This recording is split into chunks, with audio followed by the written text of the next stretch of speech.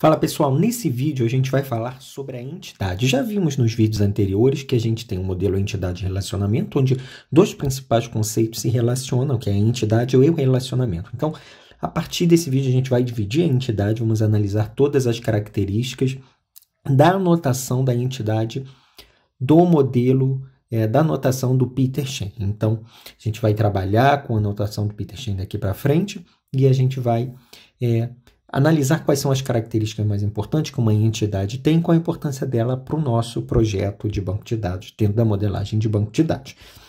Então, a entidade ela vai representar um coletivo de objetos, um coletivo de informações, um conjunto de informações de determinados objetos do mundo real, do qual a gente quer abstrair e salvar informações num banco de dados, numa base de dados. Por exemplo, a gente pode querer salvar um grupo de informações no banco de dados de nossos clientes. A gente quer ter um sistema com diversos clientes, a gente quer salvar as informações desses clientes no banco de dados. Então, a entidade cliente ela vai representar um conjunto de clientes da determinada realidade do qual você quer guardar dados. No caso, a realidade aqui é o domínio de um sistema, de um banco de dados de vendas online ou qualquer outra necessidade de ter um cliente ou de se salvar os clientes. A gente tem também o endereço, por exemplo, que pode ser um conjunto de dados de endereço que a gente quer armazenar. O endereço pode ser inclusive do cliente. Então, a gente pode também querer endereço e determinados domínios. A gente pode, por exemplo, num domínio acadêmico, a gente pode querer guardar informações sobre os cursos, todos os tipos de cursos que uma entidade pode ter, uma universidade, por exemplo, um colégio pode ter, alunos, informações dos alunos, enfim. Então, a gente tem diversas informações dentro de uma entidade. Então, o que a gente quer armazenar, por exemplo, do cliente, vamos ter algumas características específicas que a gente quer armazenar, outras sim, outras não, vai depender sempre da engenharia de requisitos do nosso minimundo que a gente tiver ali disponível para a gente fazer essa análise de quais características é importante serem salvas ou não. Então, essas características no modelo entidade-relacionamento a gente chama de atributos. Os atributos, ele é uma informação específica, uma informação de uma característica em si específica, nesse caso, daquela entidade que vai ser armazenada no banco de dados. Porque quando a gente diz que a gente salva as informações, que a gente quer salvar as informações da entidade no banco de dados, a gente salva essas informações a partir do atributo. Então, a gente vai ter diversos atributos representando ali um pedaço da informação específica que a gente quer. Por exemplo, o cliente. O cliente aqui, a gente pode armazenar, por exemplo, um nome, um CPF, um e-mail, um identificador associado para facilitar a gente de encontrar ele no banco de dados. Então, percebam que cada registro, que uma entidade vai poder salvar vários clientes, representar vários clientes, mas os meus vários clientes com aqueles atributos, com aquelas informações, mas quando a gente olha diretamente para um cliente específico, a gente vai ter o registro do nome dele, do CPF dele, do e-mail dele, um código do sistema dele, que vai nos ajudar a identificar. Então, a entidade vê aquele coletivo de informações baseado nessas características que são o atributo. Então, quando a gente olha para um registro, a gente sabe que um registro vai ter aquelas informações. No modelo tradicional do Peter Shen, do artigo que eu mostrei para vocês no vídeo anterior, a gente tem, por exemplo, aqui o modelo do School, que ele representa uma escola onde tem um nome sublinhado ali e uma cidade. Percebam que ele está envolvido no círculo aqui. Percebam que a gente está representando da mesma forma, só que com o nome aqui do lado. É uma notação diferente, a mesma notação, a gente só está representando graficamente os atributos diferentes. Porque visualmente, quando a gente tem muitos atributos, percebam que isso daqui vai gerar uma dificuldade, uma poluição no seu modelo na hora de visualizar. Então, percebam que a gente não adota sublinhar para tentar identificar um campo específico, a gente utiliza cores. E percebam que o nome não está dentro, porque senão a gente teria que...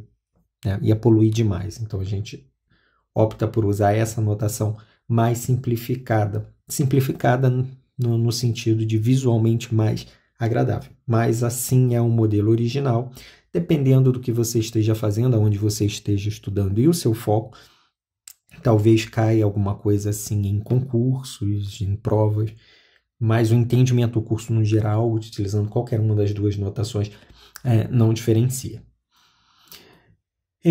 Quando a gente olha para cá, voltando, que a gente percebe que tem cores diferentes, então a gente, aqui está sublinhado, aqui não está, então a gente já começa a olhar que os atributos eles têm tipos. Então a gente vai ter um tipo específico que é um tipo único, que é a chave daquela entidade. A gente vai ver depois como a gente vai chamar. Eu posso até adiantar que a gente vai chamar de chave primária. A gente estiver falando da integridade referencial e tudo mais. Então, chave primária e chave estrangeira são nomes que a gente vai ter que trabalhar e conhecer, mas a princípio a gente pode entender o atributo identificador como um atributo que identifica unicamente um registro no banco de dados, ou seja, eu tenho um conjunto de clientes ali, aquele conjunto de clientes, se eu pegar aquele código vai ser referente a uma única pessoa. Tá? Então, é um código, esse código aqui especificamente não tem nenhuma relação com os dados do cliente, é um código que a gente colocou aqui para ser gerado, provavelmente automaticamente pelo banco de dados, para que identifique, para a gente consiga identificar o cliente de uma forma mais facilitada. Um outro campo que a gente vai ter vai ser o CPF, mas a gente vai chegar lá também. Então, a gente tem outros tipos de atributo também, que são os atributos que a gente chama de comuns, que são atributos de uma entidade com a qual se deseja armazenar as informações de uma quantidade. São os atributos.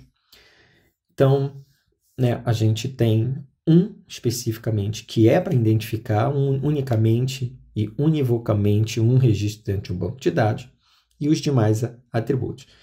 Especificamente aqui, a gente tem o CPF e o e-mail. Se a gente olhar para esses dois campos aqui, esses dois atributos, a gente vai perceber também que eles identificam unicamente um registro.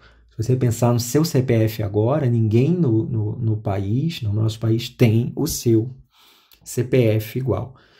Se você estiver, sei lá, na Europa, se estiver em outro país, você tem um identificador, um número social. Por exemplo, nos Estados Unidos vai ter o número o número de seguridade social. Em Portugal a gente tem o NIF. No Brasil tem o CPF. Então, dependendo do que você estiver adotando, se você estiver em qual país você esteja, ou se você estiver modelando um sistema que vai ser fora, por exemplo, vai ser a nível global, talvez o CPF, o NIF, o Social Number não vai funcionar muito bem no seu caso.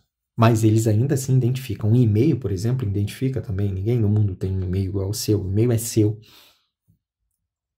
Quando a gente chegar na parte de integridade, um pouquinho mais para frente, a gente sabe que isso daqui pode ser uma chave candidata. Vai ser uma candidata a ser uma chave primária, porque ele também identifica unicamente. Mas percebam que se aqui for um código inteiro, a gente vai gastar menos informação do que um CPF que tem 9, 10, 11 dígitos, mais o ponto, traço. Então, para indexar, fica mais difícil. O e-mail é até um pouco mais fácil. Mas, enfim, são outras decisões, outras discussões que a gente vai ter ao longo do curso. Mas para a gente exemplificar melhor com exemplo, pensem aqui nesse conjunto de casos. A gente tem um código único, perceba que o código é único, ele nunca se repete. A gente tem 1, 2, 3, 4, 5, se tivesse 1 milhão, iria até 1 milhão, a gente não teria repetição. A gente tem nome, perceba que o nome até se repete. A gente tem uma Kate aqui, outra Kate aqui, o resto é Bob, Alice e Nina. Tem o CPF delas e tem o e-mail. Tá? Perceba que o e-mail também não... Nenhum desses dados aqui se repete, nenhum desses dados aqui se repete. Apenas aqui Kate se repete. Mas percebam que a Kate do código 1 é essa Kate aqui, com esse CPF 12345678910, kate@kate.com. E o código 3 identifica a Alice. Percebam aqui que os dados da Alice estão aqui. Então, se eu for no código 1, eu sei que é a Kate. Se eu for no código 2, eu sei que é o Bob. Se eu for no código 3, eu sei que é a Alice. Se eu for no código 5, é a Kate. Mas percebam que é uma outra Kate. que os dados delas são diferentes. Então, se o nosso banco de dados está íntegro, bem modelado, foi bem projetado, a gente tem a garantia de que esses dados aqui não são repetidos, não há repetição de dados aqui, até porque a gente pode verificar o CPF, pode verificar o e-mail e ainda tem o código para ajudar. Então, percebam que há uma diferença, inclusive, nos dados.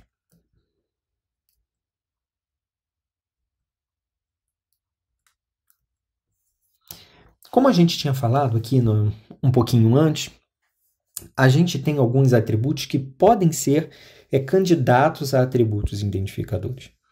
Ou seja, você perceba que o código nunca se repete, mas o CPF nunca se repete e o e-mail também nunca se repete. Então, a gente chama esses atributos, a gente pode chamar de atributos candidatos, mas a gente tem na literatura a palavra-chave candidata. A gente tem a chave primária, que é o nosso atributo identificador, e as chaves candidatas, que são os nossos atributos candidatos. São candidatos a serem identificadores daquela entidade. Entenda que eu só gosto de usar a palavra-chave quando a gente está falando do modelo lógico, quando a gente está falando da integridade referencial e de outros tipos de integridade. Então, vou tentar chamar aqui de atributos identificadores e atributos candidatos, para que a gente não tenha essa noção de chave, mas chave primária, chave estrangeira e chave candidata são os nomes que a gente mais ouve quando a gente está tratando desse assunto específico, que são os tipos de atributos, tá bom?